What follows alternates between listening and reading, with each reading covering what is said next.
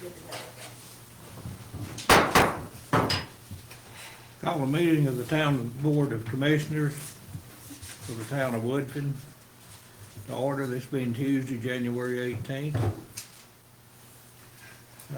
First item will be the invocation, and what we'll do is have a moment of silent prayer for you to remember anyone who may have passed on since our last meeting, and whether it be family members or friends. So let's bow our heads for a moment of silence, please.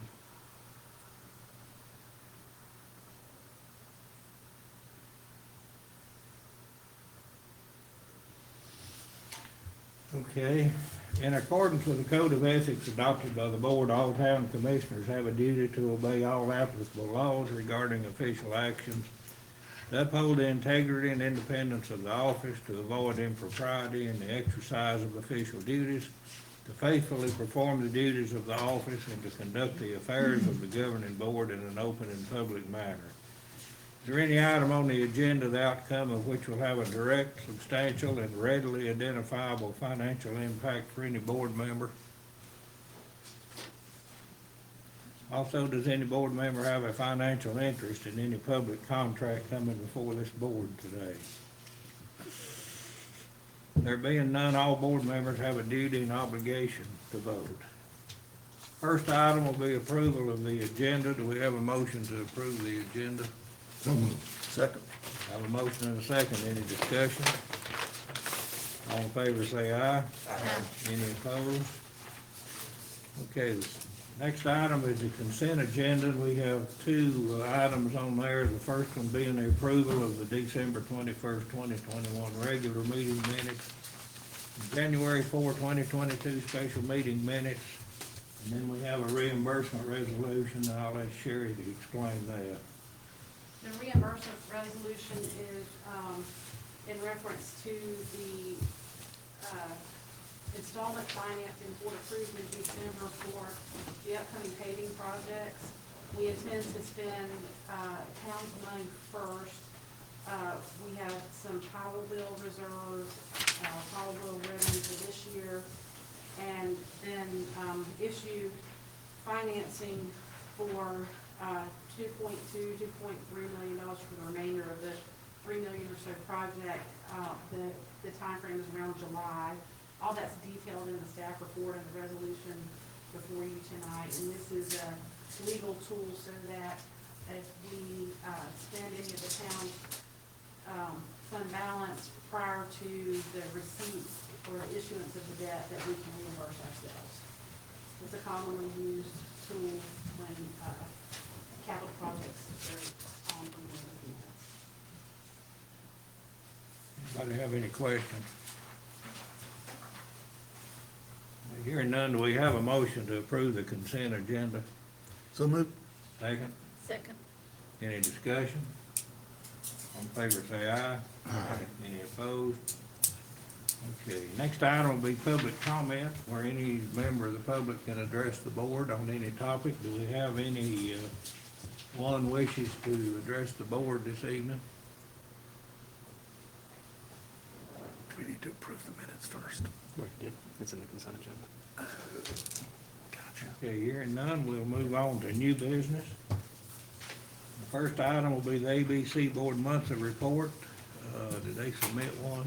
I know she's not here, but They did not, they were supposed to meet last night and they didn't because of the weather, so they don't have a meeting. They're meeting on Monday, so they'll be here in February for their update. okay. Next item will be a public hearing, and this is for a preliminary plat, Serenity Summit Circle, and I believe Adrian is on the phone. I believe she got snowbound in Leicester, but we'll hear from her. Adrian, could you hear us? Yes, can you hear me? Yeah. Okay, you want to address the Serenity Summit Circle hearing? Sure. So this is a request for a 7-lot subdivision at, on Serenity Summit Circle at the top of the subdivision known as Serenity. The property transferred ownership and the new developer is requesting an amendment to a previous plat that was approved administratively after the original plat was approved for the Serenity subdivision. They've changed the plat to include larger lots, and it went from an 8-lot subdivision to a 7-lot subdivision. There's 2 plats in your packet, one just showing the general subdivision and the lots that come with that, and then one showing the proposed green space. I believe there is representation there of the applicant who can answer more detailed questions. Do I have any questions for Adrian before we? Is there a representative from that property here? 2. Okay, in just a minute, I want to ask if the board has any questions for Adrian first. Okay, if you come up and tell us who you are, and then have your comments before I open the hearing. Yes, sir. My name is Jeremiah Wiggins. I'm with Gadua LLC, which we are a wholly owned entity of the Eastern Band of Cherokee Indians.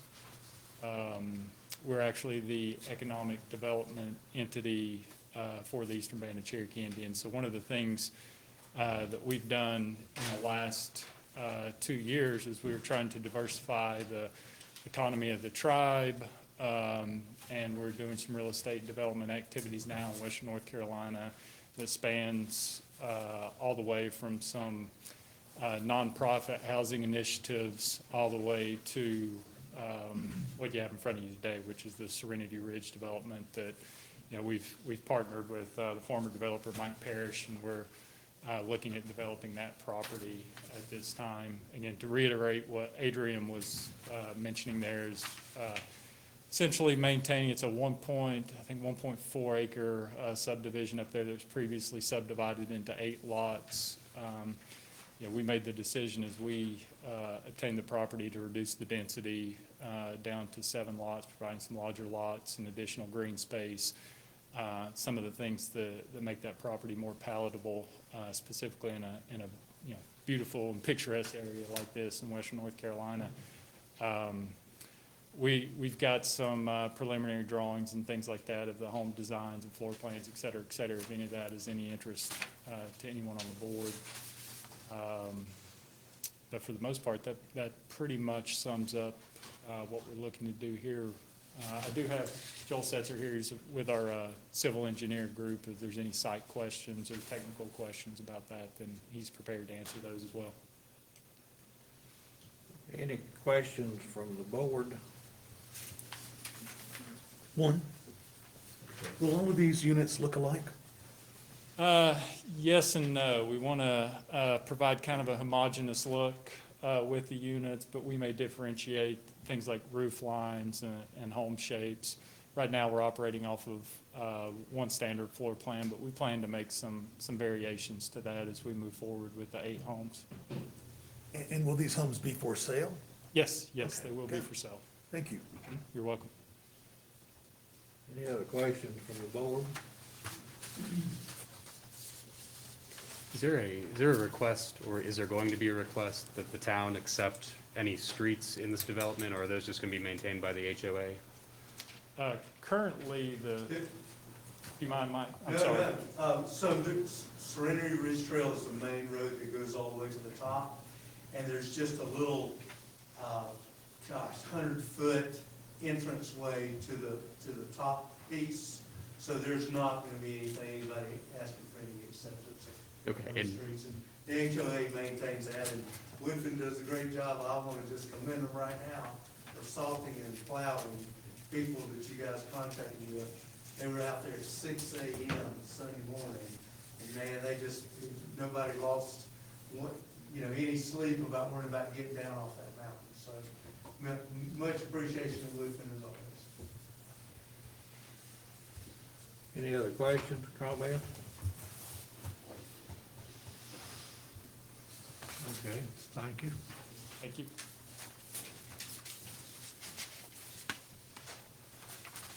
Any other comments from the people representing the development?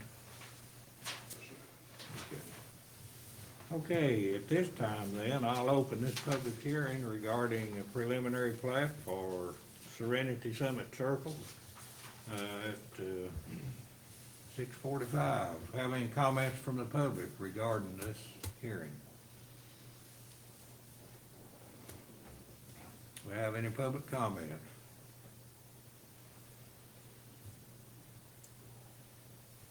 Okay, one more time. I'll ask, do we have any comments from the public? Okay, hearing none, I'll close this public hearing at 6:46. And with that, you have a resolution, I guess it's a resolution, or an item to vote on regarding this.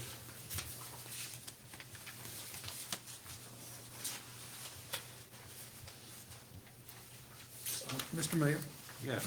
the staff report says that the planning and zoning decision would be announced to us tonight. Did they approve this? Yes, they approved at their meeting on Thursday. Okay, They did approve it. Yes, ma'am, okay. perfect. Thank you for asking that, Jim. I meant to cover that in my report. And Adrian, the action that we're requesting tonight is that the board either approve or deny the plat as presented in our packet, is that correct? Correct. Correct. We just need a motion. There's not an official document. I'd move to approve the plat as presented. Okay, we have a motion to approve the plat as presented. Do we have a second? Second. Have a motion and a second. Any discussion? All in favor say aye. Aye. Any opposed? Motion carries. Next item is a public hearing regarding 810 Elk Mountain Scenic Highway, and Adrian, we'll hear from you again.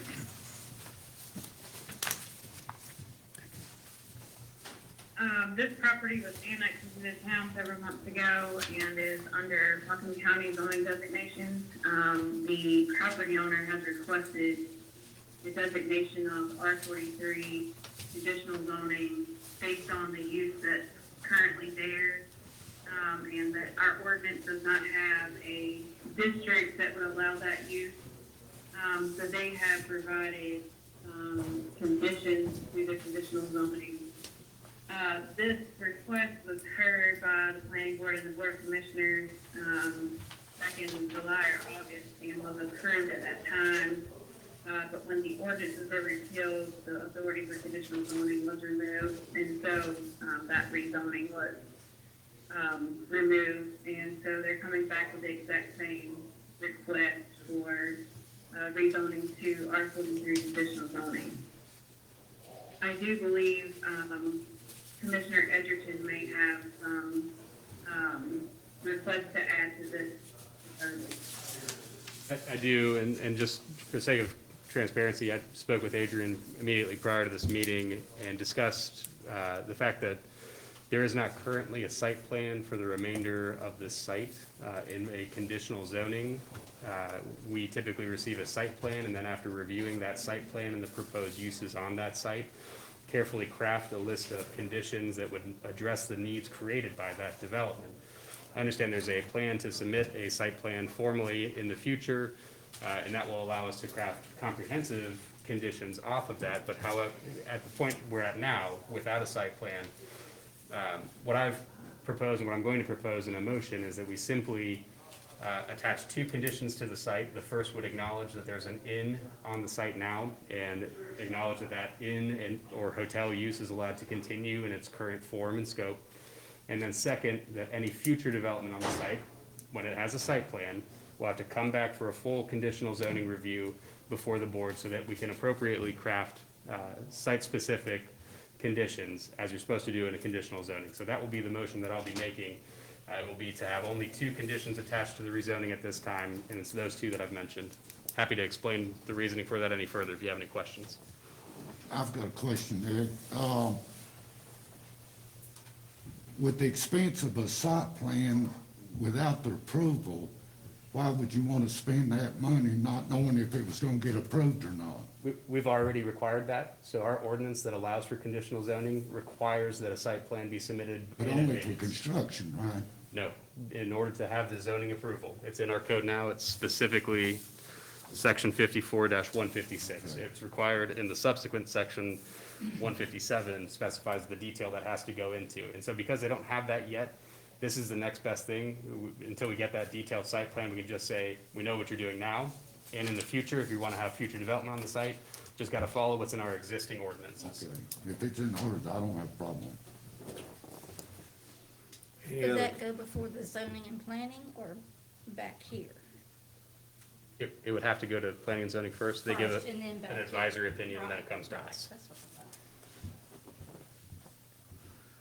Any other comments before I open the hearing?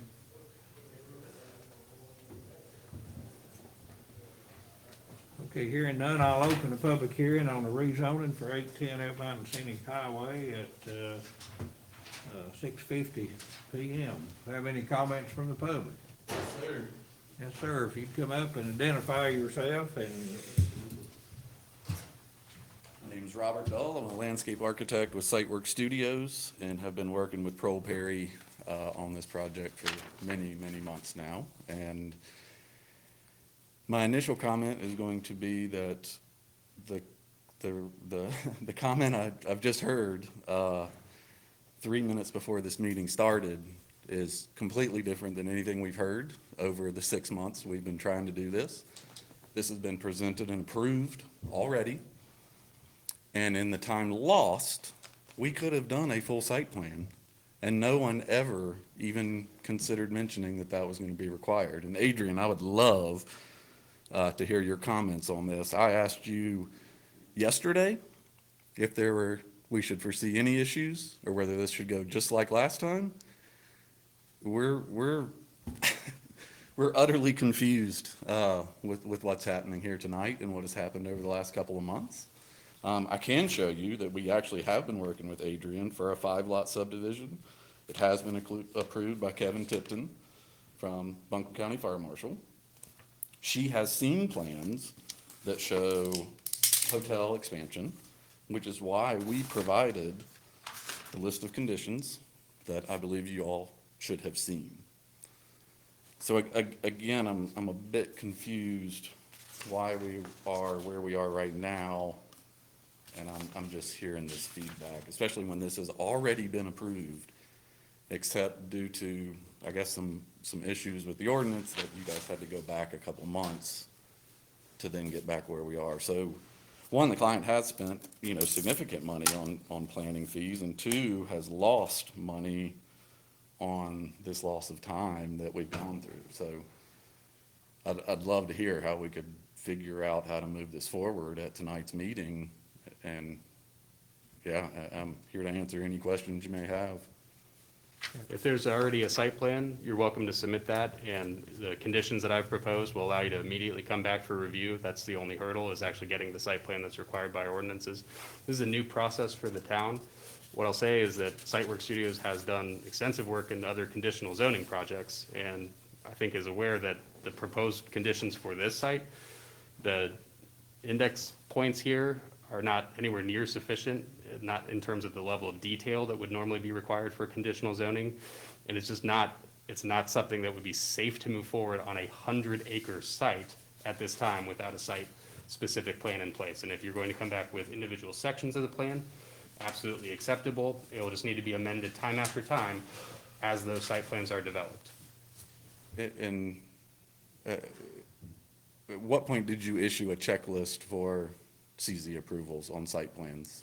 The ordinance was adopted, I'm not sure exactly when, but the ordinance has existed in the format that requires a site plan for some time now.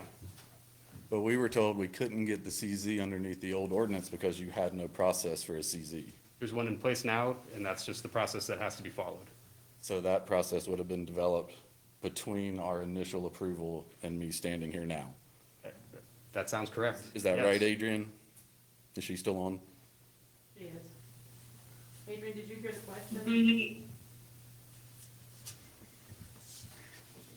The process for conditional zoning and the requirement to go along with that was repealed in September. And so I wasn't sure what direction the board was gonna go with the adoption of the ordinance, and didn't know that until December when it was adopted. So that's why I wasn't suggesting that you submit anything, because I didn't know which direction that was gonna go. Wasn't completed until, approved until December. And I wasn't aware to your request or the recommendations, that are different than what you heard before until 15 minutes before the meeting. So that's why I didn't communicate that with you beforehand. And this would not have been on planning and zoning's radar at all either? This is a new process, and I'm thoroughly confident that they're going to need an additional level of explanation for the CZ process, given that it has never been used in the town of Whitman before. So, I mean, based on this 5-lot subdivision, the approval from the fire marshal that Adrian has had, I mean, since fire marshal approved it on December 3rd, like, so because that didn't get turned over to you all, we sort of take the brunt of that effort? No, you're here for a rezoning. This would never be a authorization for a new expansion. It should never be unless there's a specific site plan. So we could rezone it to a different use category. We could rezone it to really any other number of different uses if we wanted to. However, in order to have expansion on your site, which is apparently what you're seeking under this rezoning, you need to have a site plan under our ordinances. So once that's developed and submitted, you're welcome to come back and present it for our review. Well, but the point of that we got into this was because when we annexed the property, you did not have a zoning district that was appropriate for that. I mean, if we'd known we were gonna go here, I would've said, turn it to Mountain Village. And then we could have, then we would have had sort of an open book to really develop that site. That's not the intent at all. The intent was to have the opportunity to be able to have a lower density, your R43, which is more appropriate for that area, and the CZ to allow the hotel to continue, but also to allow potential expansion within a conditioned limit. So that will remain. You'll remain in that zoning designation, the R34, whichever is proposed, CZ, and the two conditions will be the inn and hotel use will be able to continue, and then any expansion or new development on the site will need to follow the CZ process that's in our ordinances now. And I'm not saying that I don't think that's not, I mean, I guess that's what we're gonna have to do. I guess I'm still really confused how with all this information that's been out there, that we're just learning this right now. Yeah, this is a new process for the town, and I'm sorry that some of those road bumps impacted you. And so when it got approved the first time, what's the difference between then and now? And which approval are you referring to, Rob?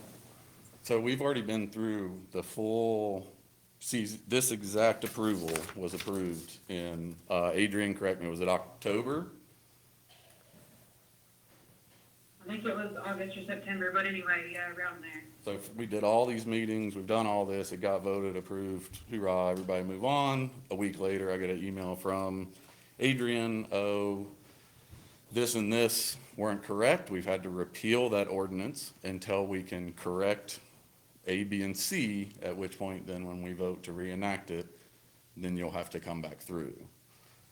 So, I mean, are we saying that there were major changes to like how our project was reviewed during those 3 weeks? Because that's not at all how it was presented to us from the planning department. I think that's where the frustration is we've been through this and it was approved, and then we were basically told like, oh, you just need to come back to the meetings, you know, it's all been approved, like, so we show up at planning and zoning last week and they're basically like, oh, this has already been approved, why, you know? Yeah, and frankly, there's nothing that I'm hearing from you that sounds like there's gonna be any problems with any of these projects. It's just, this board has gotten in trouble for not following its processes in the past. And so when the ordinance spells out what has to be in place in order for a CZ to go forward, we need to follow that to the letter. And in this case, it requires a site plan. Again, what you're describing doesn't sound like it's gonna be a problem at all, but we need that site plan in place. And if I may, Rob, we're sorry, I can feel your frustration. We've already revisited with Sherry. Our planning and zoning board is almost all new since the election. There will be some additional training. We'll get better at this. I know none of that makes you feel any better because you're the recipient of it. It is the law. This is all spelled out in ordinances, and we have to follow it. That's just the unfortunate reality. But as Eric said, I doubt there's anything that you're gonna propose that's gonna be an issue, but the law says we have to have a site plan showing the following things, and without that, we can't approve it.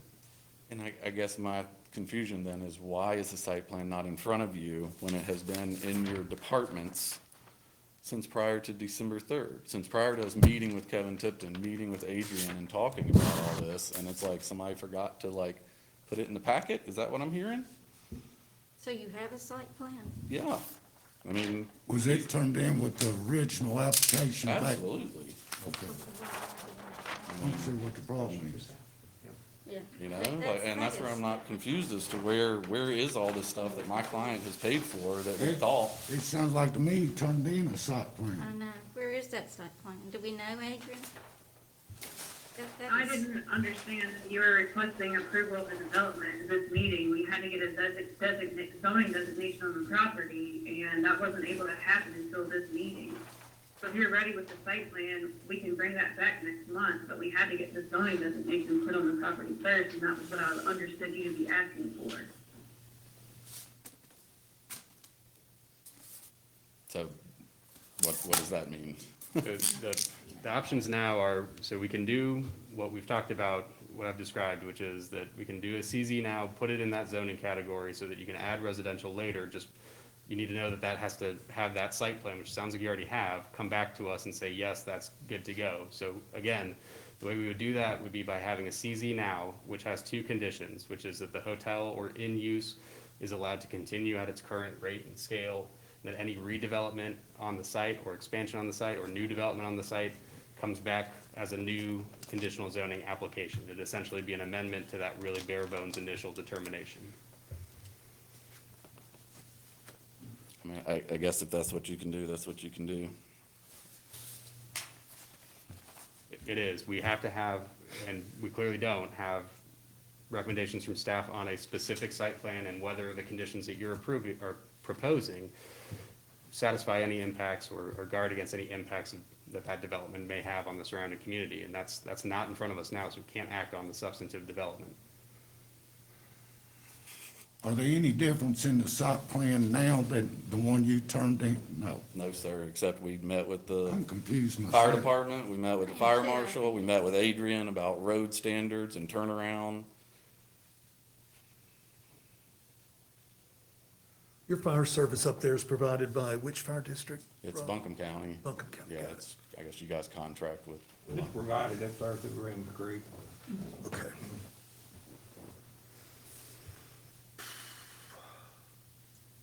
Is there not any way we can make this retroactive for him? Not sure exactly what you mean, but what's occurring to me is that, do we have an application, Adrian, do we have an application fee that goes along with conditional zoning? The rezoning? I do not, and I don't, did you send me a complete site plan during this? I know we talked about it, but I don't recall ever getting the final version of the site plan. Okay. We'll take up the rezone tonight, thank you. Okay. Okay, That's not anything good. else before I close this public hearing? Hearing nothing, I'll close this public hearing at 7:03 PM. Do we have a motion regarding this hearing? I will make a motion to rezone the property to R43-CZ with the following two conditions attached. One, that the existing inn and hotel use on the site shall be allowed to continue at its present rate and scale. And two, that any future development or redevelopment on the site shall be required to go through a full conditional zoning review in accordance with section 54-156 of the town code, including the submission of a proposed site plan in accordance with section 54-157 of the town code. Okay, you've heard that short motion, so do I have a second? I'll second. Have a With motion, an apology to you. have a motion and a second, any further comment? All in favor, say aye. Aye. Any opposed? Motion carries. Sorry, Rob. Next item is update on commissioner appointment process and the timeline, Sherry.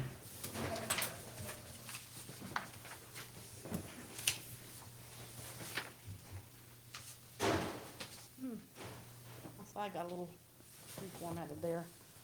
So the,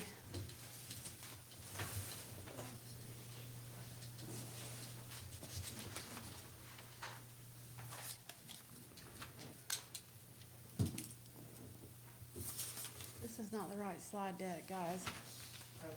There you go. Give us 1 second, please.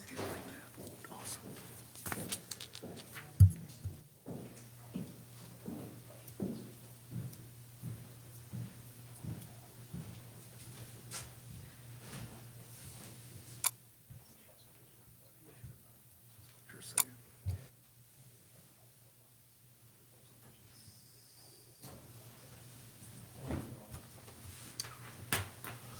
C. You did a good job on my yard. My property.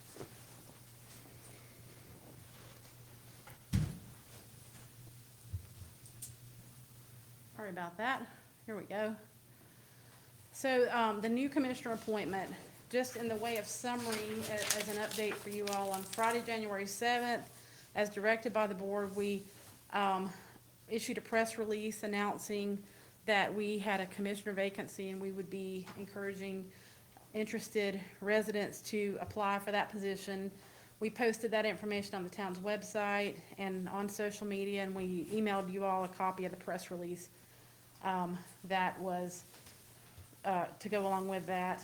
The application with the questions that you all authored is on the website and is part of the instructions for the application. Friday, February 4th, the application period closes, and applications will be distributed that evening to the Board of Commissioners. One of the fine members of our police department will deliver those as they would an agenda packet for your review. The direction of the board was by Tuesday, February 8th at noon, the board would have reviewed the applications and submit your top 3 candidates. To date, we have 2 folks that have applied, and so hopefully, I'm sure that interested folks are putting a lot of effort and thought into the questions and their responses, so I'm certain that we'll receive some additional applications. Wednesday the 9th, we will have a special call board meeting to interview publicly the selected applicants, and then on the 15th, we will swear in the selected applicant at your regular meeting on that date. So that's where we are with that process, and I think I mentioned Ryan's received 2 applications today. Sherry, on that 9th, what time would that be? On the 9th, I think we said it was at 5:30. 5:30, okay. Yeah, the time was part of the motion and it's in the meetings, but I believe I recall 5:30 on the 9th. Any questions about that? That's where we are with that one. Move on to the next item, Mayor. The update on the town administrator appointment, the announcement that we were seeking applications for the town administrator position as a result of Eric Hardy's retirement was posted on the website on December 22nd. We also pushed that announcement out via the listservs relevant to city and county managers and posted the job posting on the North Carolina League of Municipalities Job Board. That job board farms it out to other places like the City and County Managers Association in North Carolina and other places where folks that do this work know to look. To date, Ryan says it's still not, we received 9 applications, so that's great. I think you guys will have some excellent candidates to consider. The request we are making on the board, so that process closes this Friday, the 21st. A recommendation as far as a possible timeline is that the board will direct staff tonight on how they would like to proceed with this process. Do you want to appoint a subcommittee to review applications and interview applicants? Does the entire board want to participate? Do you want to select a professional interview panel? You have some options on how you would like to proceed. I think the possible timeline between the 24th of January and the 9th of February, we could conduct interviews and negotiations with possible, or an applicant that might be selected. And then hopefully we can request that a town administrator be appointed at the meeting on the 15th of February.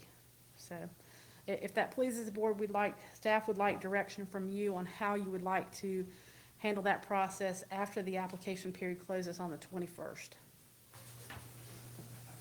Seems to me a subcommittee headed by the mayor and a couple of us would be the way to do it. I agree with Jim. I think all of us might be intimidating, if that makes any sense. The mayor and, to me, and a couple of commissioners should be. Personally, I'd recommend that it be Eric and I and the mayor. And we'll come back to the full commission with the results, finalists, either a list or a set. What's your thoughts, Jim? Well, since everybody's not here tonight, I'd like to think about that before I make that appointment.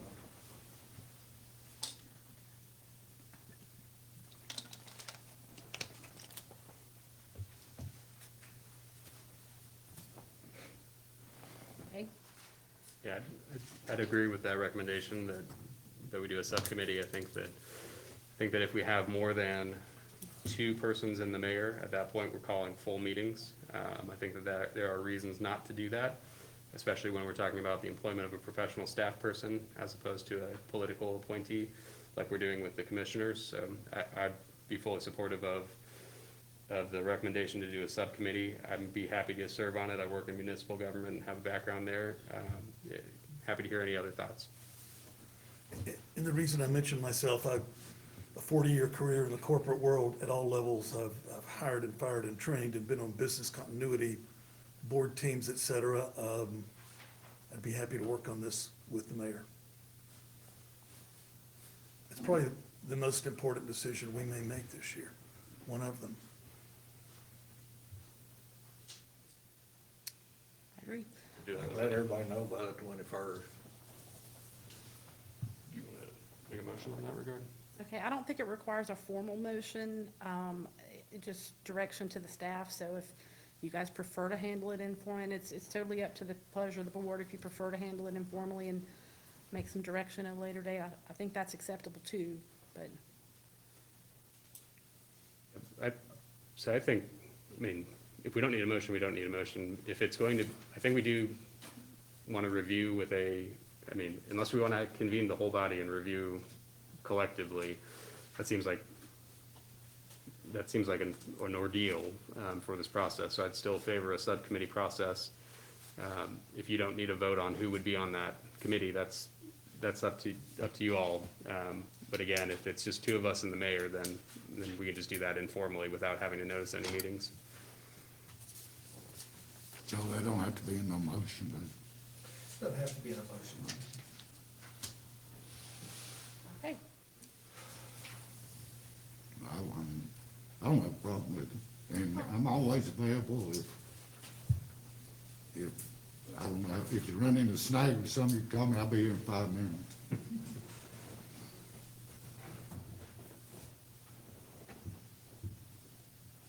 Are we ready to move on then? Okay. So the next item is a COVID update. We haven't talked about COVID in quite some time, and I think with the numbers out there in the community, there's a lot of concern. This is the last graphic as of today the county had posted on their COVID website. It's about a 13-month snapshot. The data in this is about 2 weeks old, so I believe you'll see the spike for the last 2 weeks even a little higher than it is today. It's out there.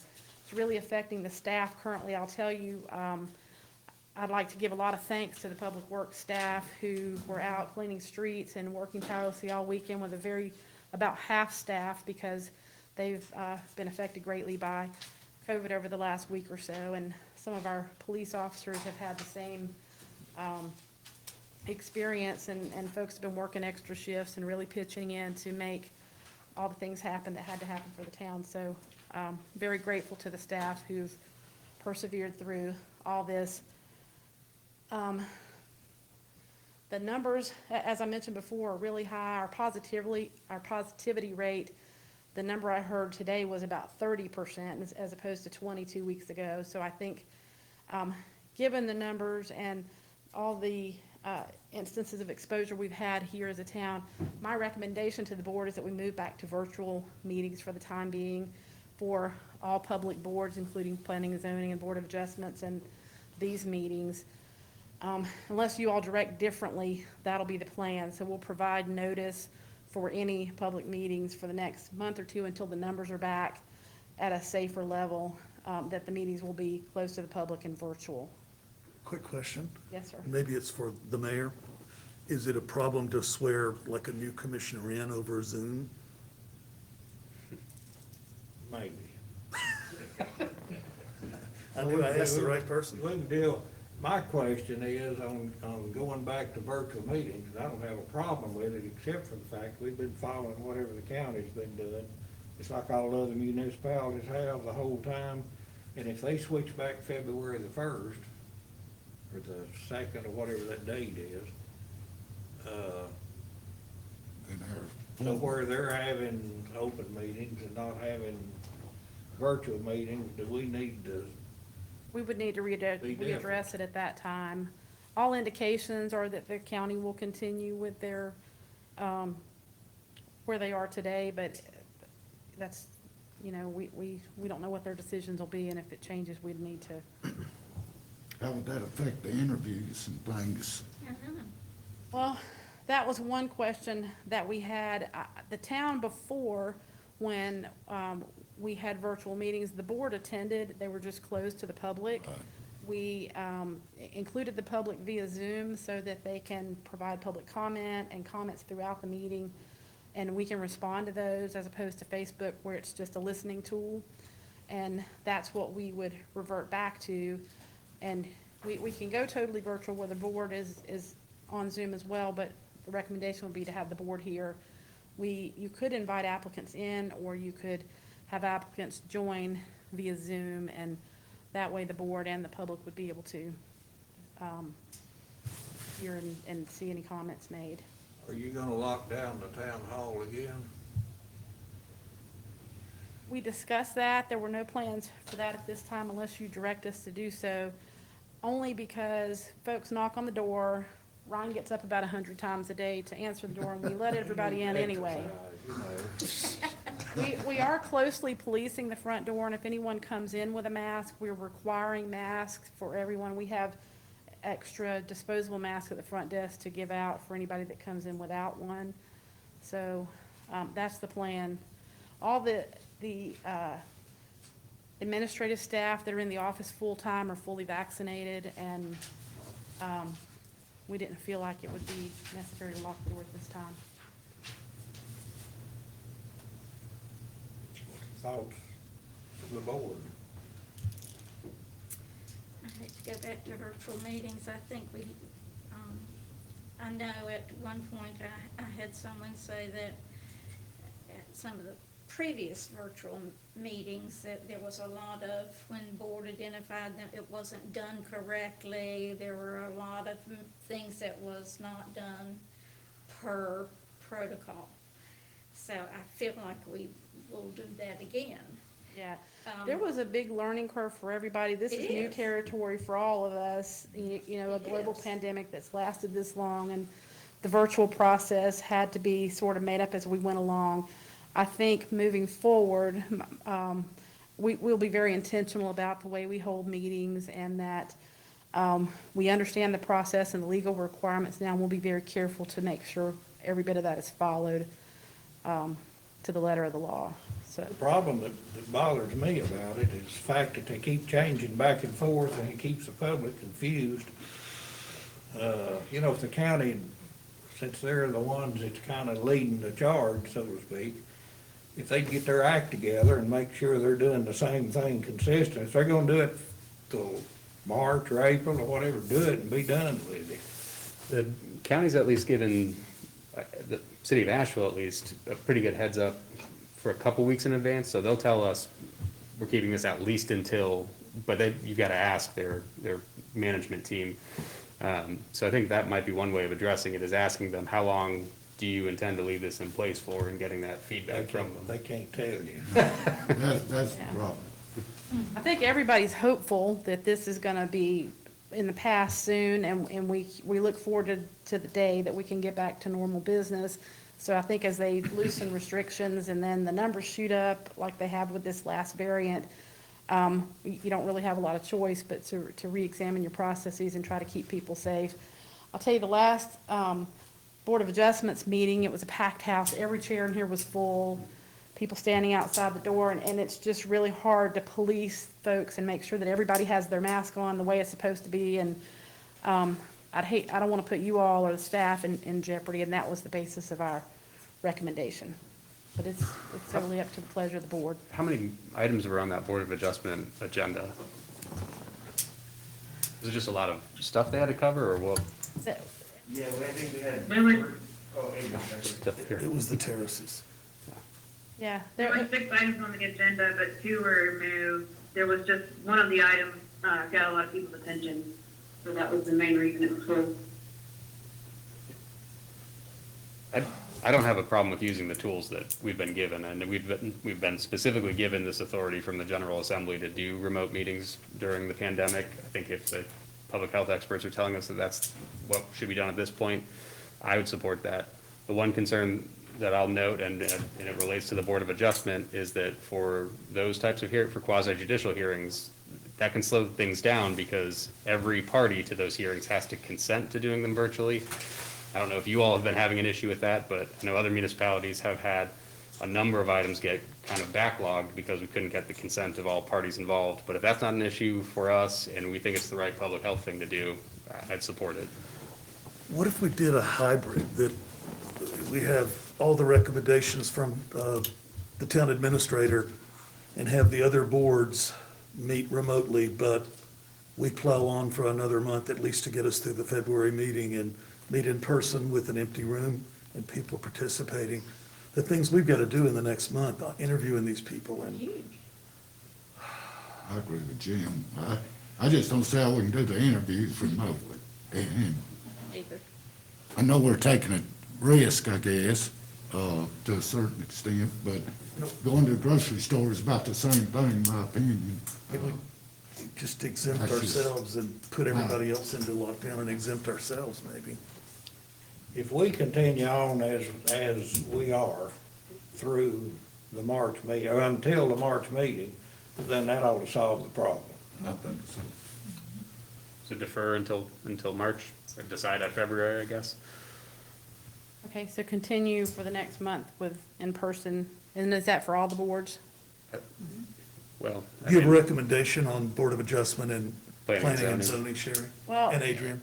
as Commissioner Edgerton mentioned, the Board of Adjustment is the sticky, they're a quasi-judicial board, and there are some additional legal requirements for them. It gets a little stickier. The other meetings, it's the simple notice rules for virtual meeting. I'm concerned about the rules of the Board of Adjustment. I'm all for the remote meeting idea just because of being in several night meetings a month with a full house. But Board of Adjustment does concern me a little bit and may result in delayed cases based on the rules for holding those meetings remotely.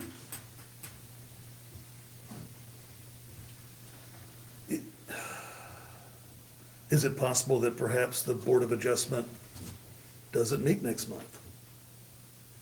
Maybe we have to go into a pause. well, it would be, we could do it item by item, and that's what we've been doing at the city, which is just, do we have the consent of all parties for this item? Yes, leave it on the agenda. If not, they understand that they're off. I understand. And that way, if anybody even says, I think I've got standing and I don't consent, that matter just comes off the agenda, at least for this next month. So then it would just be, everyone else goes remote, we stay in person for February. Mayor, what do you think? That's fine with me. I get the If we didn't have all the interview. interviews, you Yeah. wouldn't like any Yeah, difference. yeah, Yeah. that's the only, Yeah. I agree with you on that. I agree with that. All right, so we'll continue on with the board and the meeting and the special called meeting as a, And if things happen to change, we can change at a moment's notice, we Yeah. need to. okay? Thank you. One thing I wanted to stress, we don't, we haven't had an update on this in a while.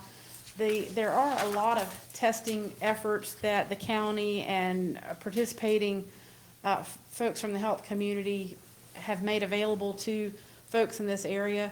There's daily testing at Harrah's Convention Center that the county is sponsoring free of charge. There are drive-through testing sites at AB Tech on certain days.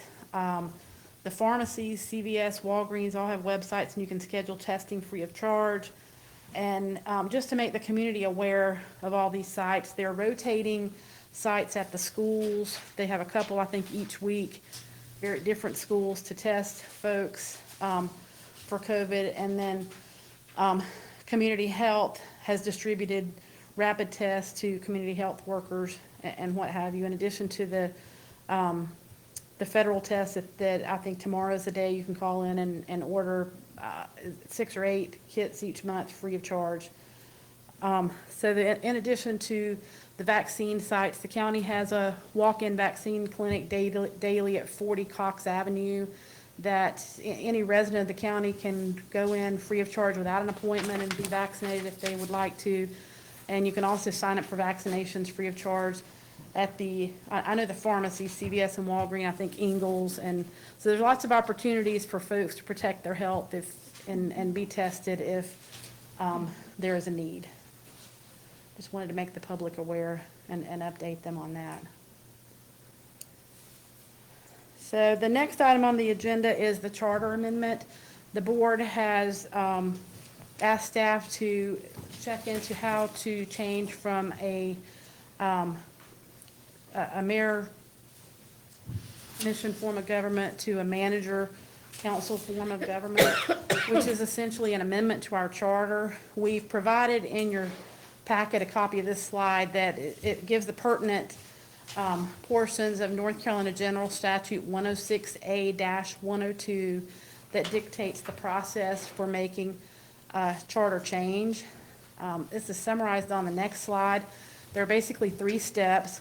So tonight, we have before you a resolution for consideration of the board, just announcing our intent to change the charter and move to a council manager form of government.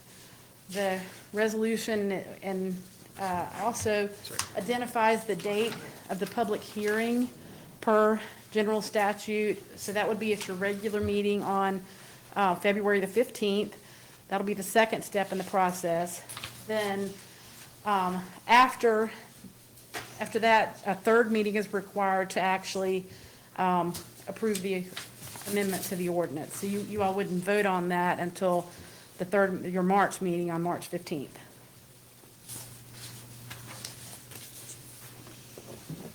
Any questions about that process? And Mr. Mayor, if you all would like to move forward, we'd need a motion for approval of the Okay, resolution. you've got a resolution, potential resolution in your packet there. Do we have a motion regarding that resolution? I move that it be adopted. Second? Second. Any discussion? All in favor, say aye. Aye. Any opposed? Okay, and the public hearing will be what is that date, the 15th? That's right, at your February meeting. At the town hall, February 15th, we just might as well clock off. And it'll be overflowing. Okay, next item is Department Administrators Reports.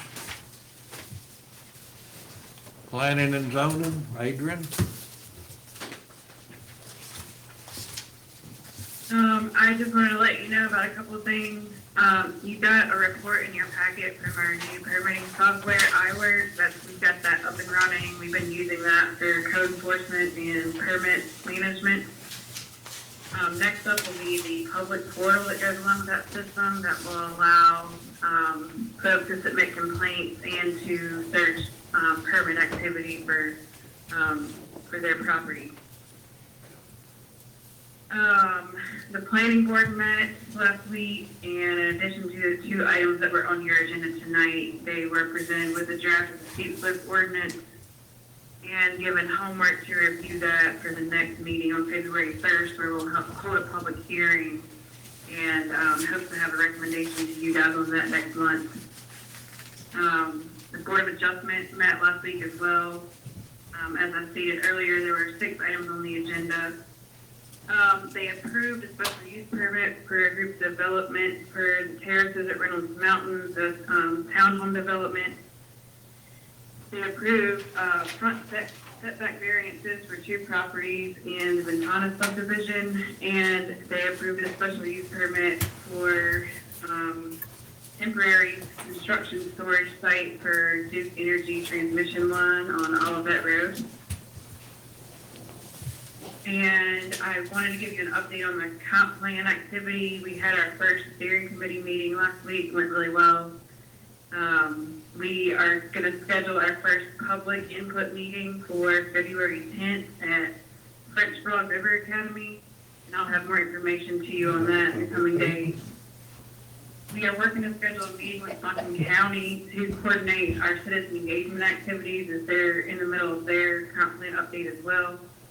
And I wanted to remind you that our survey is still up. If you haven't taken it, please do, and get the word out to others who might be interested in taking that as well.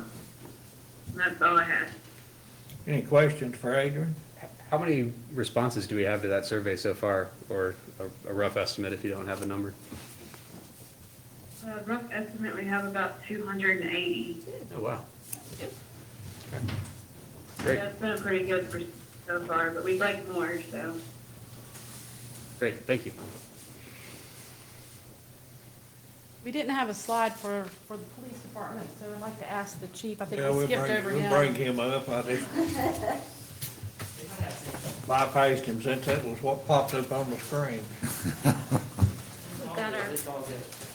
Actually, I don't have a whole lot to go into tonight. You know, obviously, you have in front of you your monthly totals. We can look at our dispatch events, 452 for the month of December, which was less than our 2020 month of December. Have some, and as we get out through, you know, we can compare month to month for the year. 35 citations issued. We had 24 crash reports for December for 2021 as opposed to 29 for 2020, and down through. Kind of give you a peek at the annual report, which we are working on. Some of the numbers I thought were trending one way. It turns out I missed a couple, but others went where I expected. Our calls for service preliminary for 2021 was a total of 6,819, which is down about 300 from 2020. Again, we went through a lot in 2021, staffing shortages, COVID. In fact, COVID has made its way, as Sherry mentioned, through the police department as well. At one point, we had 5 officers who had tested positive. Thankfully, all of them are back at work. So we were fortunate that those who did test positive were able to, you know, kind of cycle through it quickly, have and since been cleared to come back to work. Our motor vehicle crashes, thought that number was trending down, and actually we're up about 30 from last year. Our total number looks like it's going to be about 243 motor vehicle crashes for the year, which is trend-wise about where we've been looking at. So it's that number is not outside the margins of what we expected. One of the stats that we've changed the reporting on, and so we're trying to track more closely, is our overdose response. because of how it was coded in 2020, we only have 5 that we can find right away. When we look at those, they were labeled as assist EOC or assist the fire department or something of that nature. So we only had, again, 5 that were actually coded as overdoses. Now that we've changed the protocol with the communication center, we were able to track 23 of those in 2021. It's not necessarily saying there's a rise in overdoses. That's one of those numbers we have to dig into a little more closely, but that is a little more reflective on the number that we experience here in the town. It's not something that's just related to bigger cities. These are happening out in the county as well, and it affects the town of Woodland also.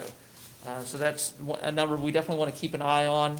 For those who aren't aware, there are some programs through Buncombe County that we are partnered with, such as the community paramedics, who provide not only access to Narcan or naloxone, the generic, to help in the overdose emergency, but the community paramedics are also now providing information on follow-up treatment programs. And so that's, again, anytime we encounter one of those situations, we call community paramedics to have them respond out so that we can give that person that next step to hopefully, towards recovery and out of this epidemic. And then our arrest totals,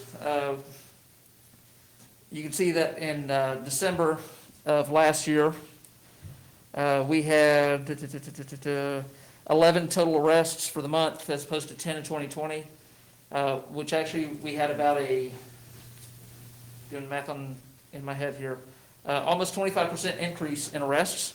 We had 202 physical arrests in 2021 as opposed to about 166 in 2020, so it's actually about 20-something percent, but still a large increase in physical arrests. So that's what our stats look like. I'll give you a couple of other updates. Something I meant to present to you last month, but we had a lot on the meeting last month, was Lieutenant Chris Ammons has recently completed the North Carolina Justice Academy Leadership Development Program, that's a very extensive program, 160 hours, I believe, of training. It's pretty inclusive, it took a lot of his time, a lot of effort. And so I wanted to congratulate him on completing that. We're very proud of his efforts. And again, that's, we encourage that type of training for a lot of our folks. On that same vein, we have 2 of our officers who are currently enrolled in the Western North Carolina Law Enforcement Leadership Academy, or LELA as we call it. Again, that's the type of training that we try to develop here with our officers. Just because someone doesn't have a stripe on their sleeve or brass on their collar, doesn't mean they're not a leader. And so we want to develop our leaders from the line up.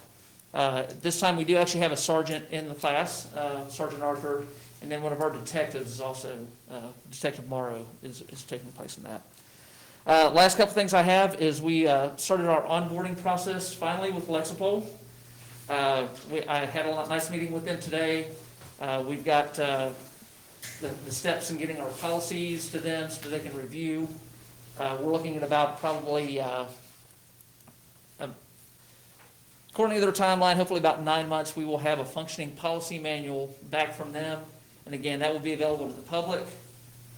We'll make that interactive so folks can, instead of having to see us to get a copy of the policy, they can look it up, freely through the town's website and have access to that. Also, all of our policies will be very legally defensible because it's a bunch of attorneys. That's what they do. They write policy. Actually, that's about it. That's what I've got. Any questions? Yes, sir. What about the canine and his handler? Oh, so the canine and the handler. It's a great story.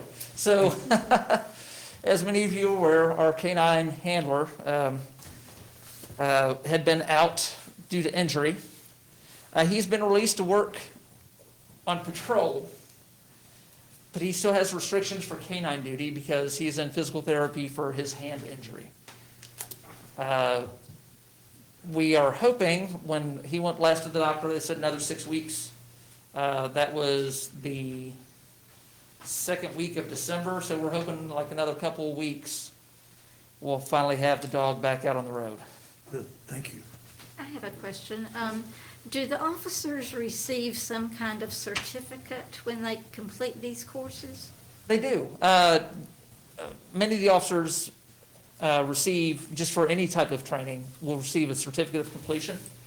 But other classes have a little more, what we'll call a fancy certificate Right. than our standard little piece of paper that now we have to print out for ourselves. The Justice Academy has gone away from giving you a certificate to sending you an email so you can print the certificate yourself. Nursing's the same one. In Lieutenant Adams' case, they presented him with a nice plaque showing that he'd completed that program. Some of our officers are becoming eligible for their advanced certification, if I can talk right now, or their intermediate certifications. And again, we frame those up nicely for them and present those to them because those are landmarks of achievement. That's a lot of effort, that's a lot of time, it's a lot of training that goes into receiving those. So we want to make sure that they have something visible for achieving that. Also, officers who complete one of the leadership academies do receive a citation ribbon, which on our dress uniforms, not our duty uniforms, we have citation bars kind of stating our achievements, and that's one of those that they can display. Any other questions? Wonderful, thank you all. Chief. Thank Thank you, Chief. Okay, moving on to finance. Okay. So, reporting on your budget, with the budget amendment passed last month, the operating budget is at $6,516,949. On the revenue side, we've collected $3,045,000 to date. That's about 47% of your budgeted amount. Our biggest month revenue-wise will be January, with all the property taxes coming in. As comparative, for comparative purposes, this time last year, we were at $2,304,000, so the budgeted level is higher, but the revenue stream has also increased. We were at 45% then, and we're at 47% now, so we're in good shape revenue-wise. The expenditure side, the budget level is the same. Expenditures to date are $2,497,668. We have another $449,000 encumbered for a total of $2.9 million. That's a little over 46%. The target for December, halfway through our fiscal year, would be no greater than 50% of our budget expended. So we're right on track where we need to be. I ran some projections this time around. As we get to the second half of our fiscal year, we'll try to present every month some projections to the board to kind of give you an idea of where we are budget-wise. These will become more detailed as we approach the end of the year and can fine-tune those numbers. And when we have our budget workshops, you'll see line by line exactly where the projections are. But overall, projected revenue will end up at the end of the year around $6.9 million. And projected expenditures will be slightly over the budgeted level at $6.534 million. This will give us a surplus of revenue over budgeted expenditures of a little over $400,000. So we'll have a little bit of a cushion. I will tell you the next slide kind of illustrates what I wanted to say. We monitor our fund balance, which is really the savings account, so to speak, for the town, to make sure that we are on track with our fund balance policy. We have a policy in place that says our minimum fund balance on the books at any given time will be 30%. 50% is our target. And if we accumulate some surplus cash over 70% of our budget level, then we'll begin contributing that into a capital projects fund and paying down debt or whatever the board directs us to do with that. We are right at 53% currently. We have an appropriated fund balance in the budget today of $488,841.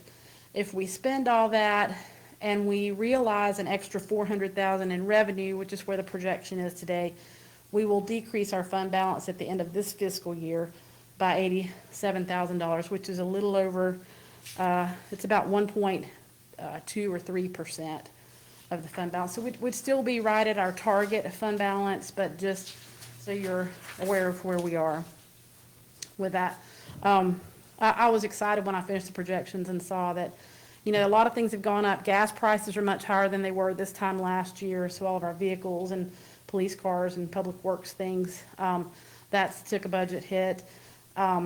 Inflation and everything that we purchase as far as supplies and operating things have increased in price over last year. So I was a little worried before I began running these projections, but so far it looks like we're going to end up fine. Procedurally, I'll present a budget amendment request to you all next month or the following month, just to shore up some of our line items where things have costed more than we estimated, or we've had savings in other areas, so that even though we're projecting expenditures a little over the budgeted, about 19,000 or so over the budget level, we'll present a budget amendment to correct any of that so that we are not overspent at the end of the year. Any questions about the budget? ARP funding. So I'm super excited about this topic this week. The Treasury came out finally with their final rule. I included a summary of that very lengthy document in your packet for your review this time. But to review, we've received $1,070,345 to date. We'll receive that same amount again expected in July of this year. So on the grant side, that's where we are. The final rule was released on January 6th. I read a lot of it. The main focus for us, they went from 5 authorized spending categories down to 4. The biggie, which we had not considered in our budget allocations previously, was the change in the revenue replacement for lost revenue growth. So basically they said if a government agency lost money due to COVID, then you could plug a bunch of numbers in a formula that they gave you with the interim rule and determine what that loss is and where you would have been if the pandemic had not hit. And you can use that amount for general government services, which basically means you can spend it on anything you want to that we would normally budget and spend money for, with a couple of exceptions. The Treasury apparently got a lot of feedback from unhappy organizations that thought that rule was very hard to apply. The numbers were subjective, they were hard to defend, and they were concerned about how to apply that. So they implemented a new $10 million standard allowance, allowing any government organization to spend ARP money for general purposes in the amount of the higher of your award, which ours was a little over $2 million, or $10 million. If you're a big agency and you got a bunch of money, you could spend up to $10 million on general government services. So for Woodfin, it's a complete game changer. We are now authorized to spend our entire allotment on any general government service. That will include capital projects. We cannot spend it on debt service or rainy day funds, padding your fund balance essentially. And there are a couple other things that wouldn't really apply to us, but basically anything that we would normally program and appropriate budget for to support the town, we can spend this money on. So yay that now we don't have to. There's still a lot of reporting requirements, and you have to follow federal and state purchasing guidelines, but at the end of the day, it's going to make it a lot easier for us to spend the grant, and the budget concerns we discussed at our last meeting no longer apply, which is really great news. I did a happy dance all day long about that rule when it came out. So the numbers haven't changed a lot since our last meeting. The the sign for town hall has been ordered. It's scheduled to be delivered the middle of February. Is that still true? The week of the 4th of February, so we hope to have it installed around the middle of February and get our new sign in. The comprehensive plan is underway, as Adrian reported, and we have spent a little bit of money on that. Our stormwater management program, we have consultants who are working on that, and then the police professional services with Lexipol that the chief addressed a few moments ago, and of course, a percentage of our project manager's salary is also allotted. So that's where we are with that. Any questions about? Okay. Then we'll move on to Public Works. Johnny couldn't be with us tonight. The Public Works stats, his usual report is in your packet for review.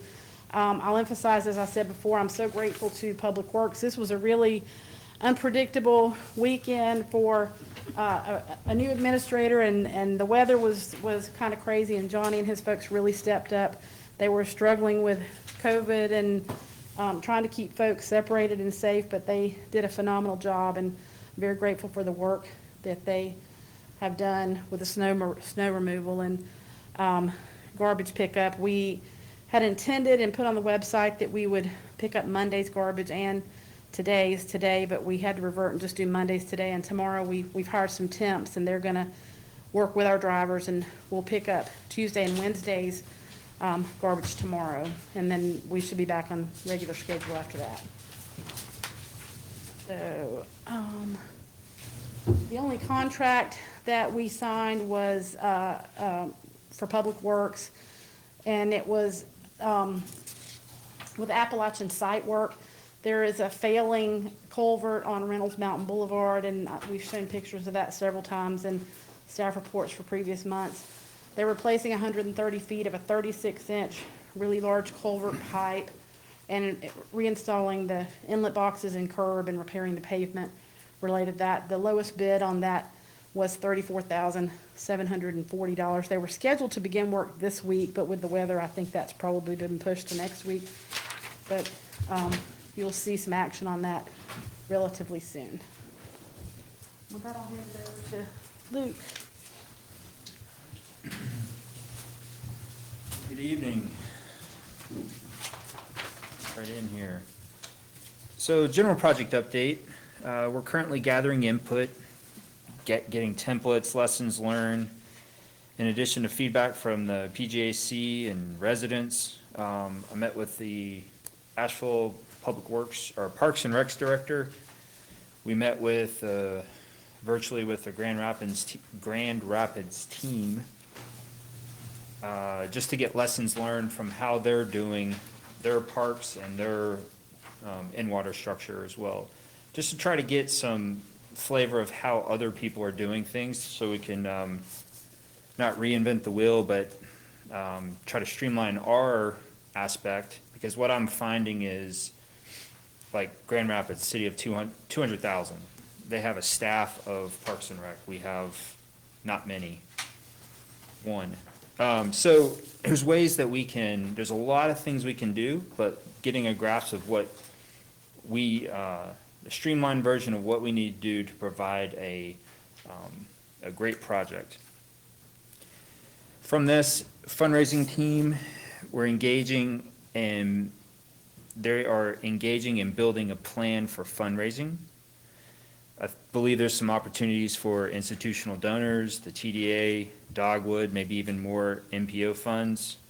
So when Eric gets back on board in February, we'll sit down and re-engage with that and lay out a plan. So I think that will coincide with the cost increase for the Riverside Park. Both those two items will align. So going on, and I'll mention that again here in just a minute. For Silverline, contractor, we were able to beat the weather. We were able to get that first course, binder course down. Looking really good from a total park. We're narrowing it down to the punch list items.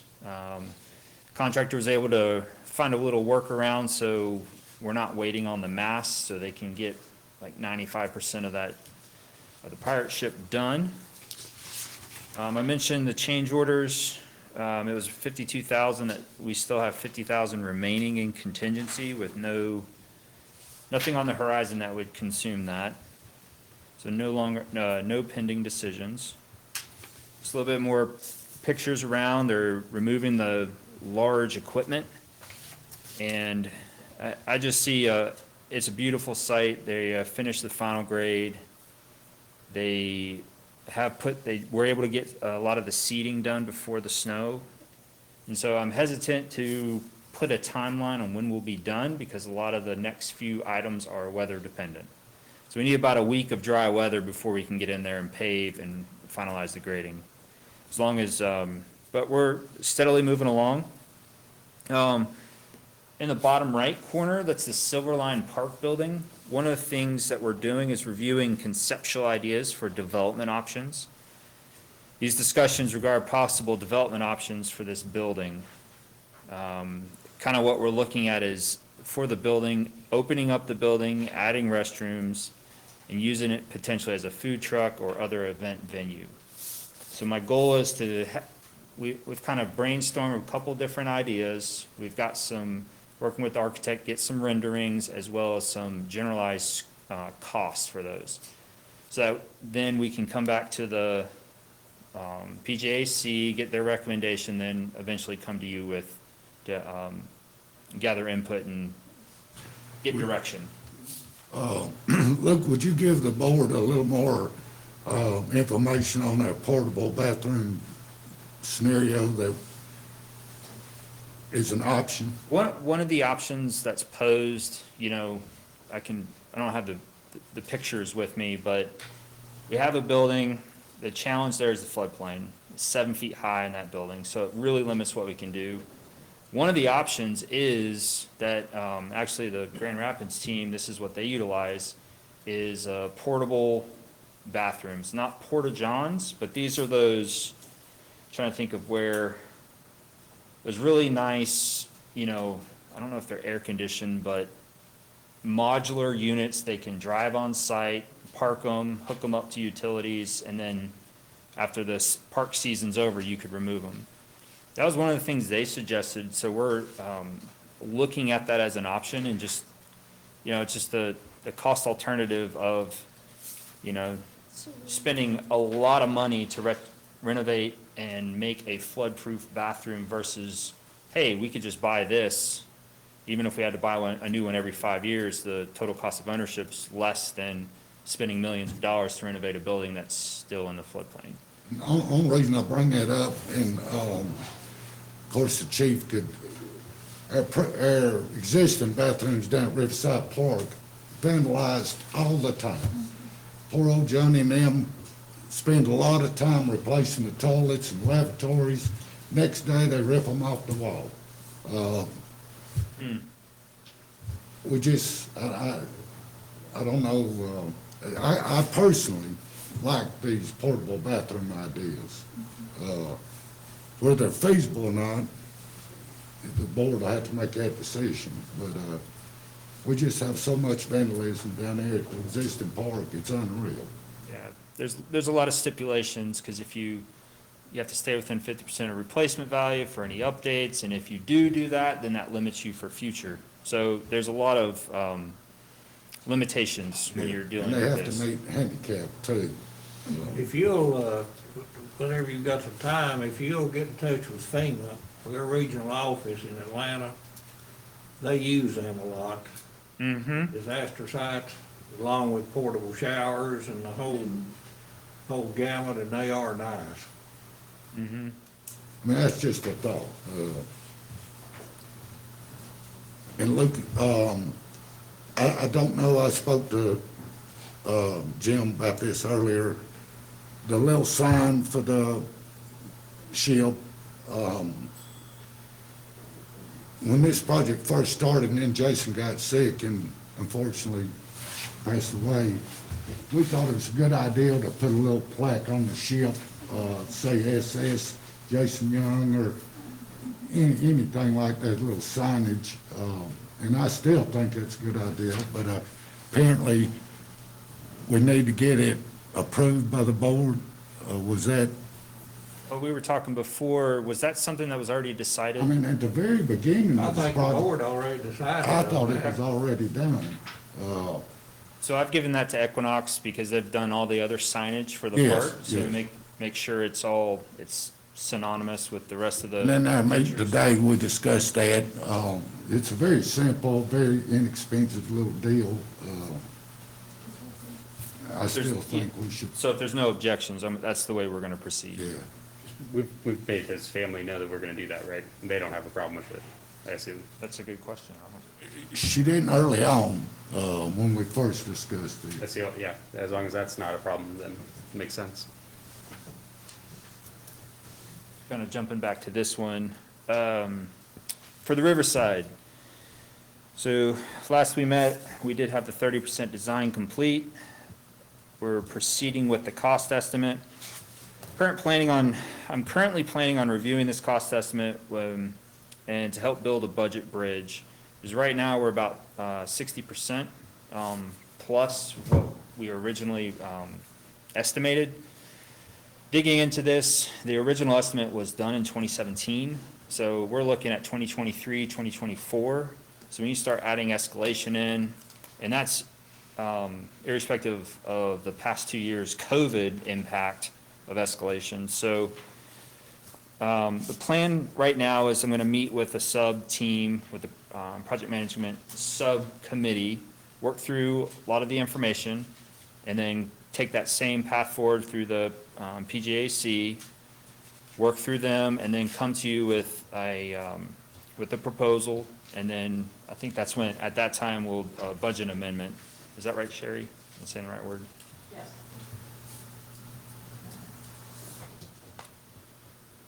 One of the things too,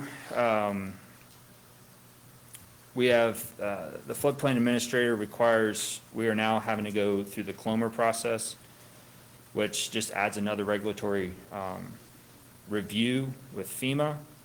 No real showstoppers with that. It'll just increase the time and a little bit of the money associated with doing this for engineering services.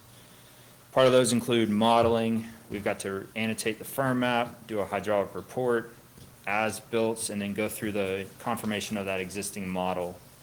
You get the pre, you get the post, and then you prove it via the model. Some of the other items, there's some ongoing discussions about the boat ramp. I believe there are items like this that will hinge on the budget discussion. And so that's part of I'll use this as an example of what I want to bring options to the board.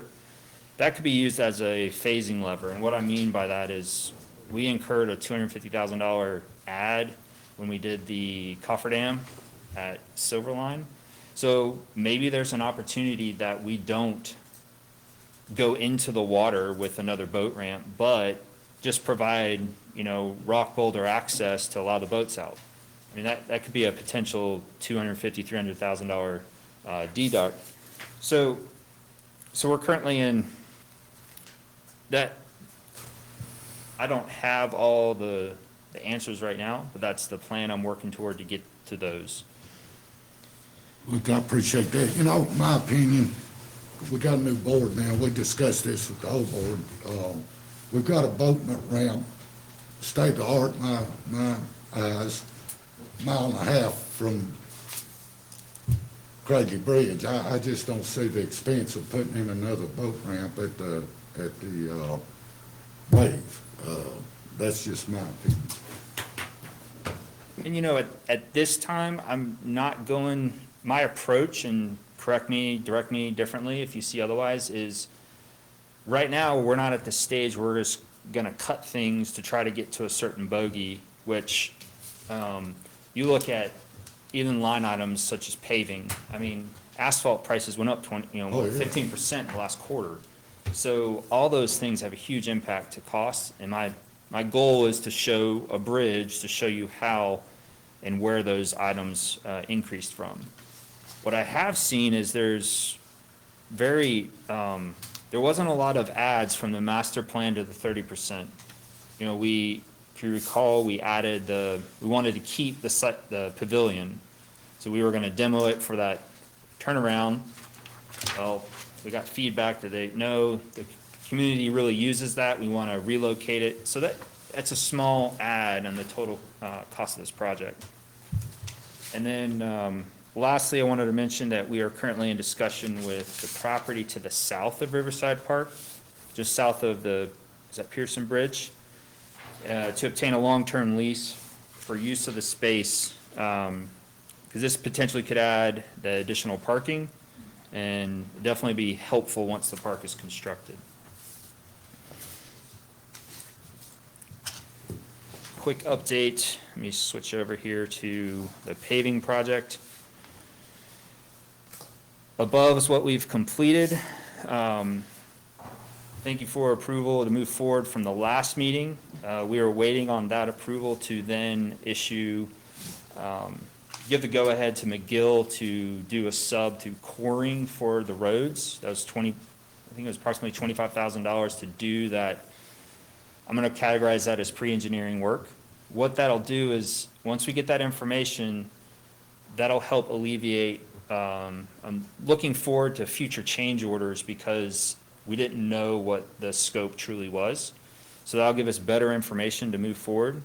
And then, nothing has really changed from previous plan. So we're moving forward with that information, over this month. Once we have that, we'll revise the plans, amend the contract documents, and get it ready to advertise for bid.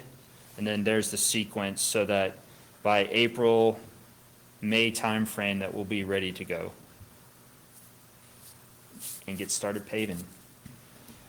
So with that, are there any questions? Great, thank you. Thank you.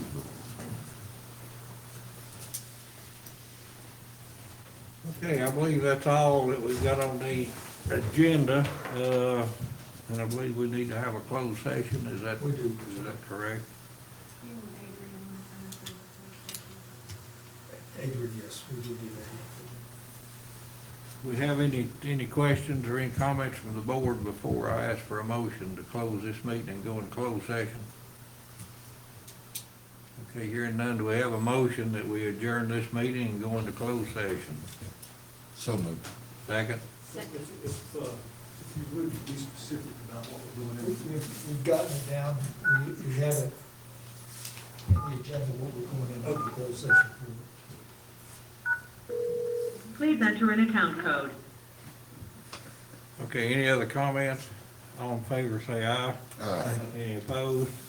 I need a second motion to Ron's motion. Second. No, you said, okay. Okay, we'll take a, well,